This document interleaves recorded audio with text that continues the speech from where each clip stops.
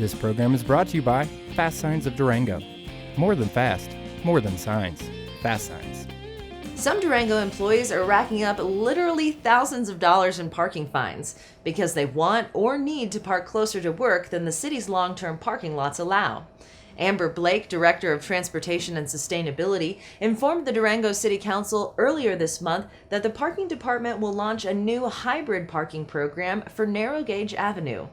Beginning in May, drivers who purchase a parking pass for $75 a month can park all day long on Narrow Gauge Avenue between College Drive and 12th Street. A regular parking pass for a space in one of the city's long-term lots at the Transit Center or on East 2nd Avenue is $30 a month.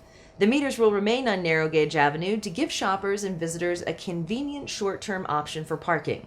Costs for the narrow gauge meters will remain at 75 cents an hour.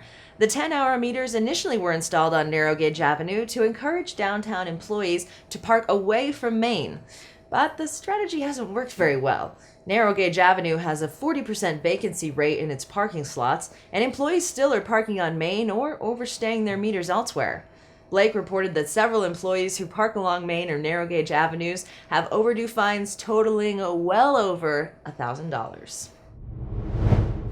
And so we talked to some of these people and said, what's going on?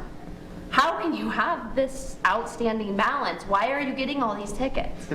And that's where we got some of that more meaty information was, well, I work at a business where I'm working with a client and I think I'm only gonna need to be there for 3 hours, even though it's a 10-hour meter. The session goes longer, I can't leave my client, so I get the ticket. And then the ticket falls under the seat and you forget to pay it. So that parking at the transit center doesn't necessarily work for them.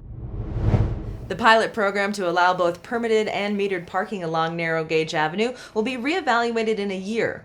To learn more about the new permit program, visit the city's website at durangogov.org and navigate over to the parking department.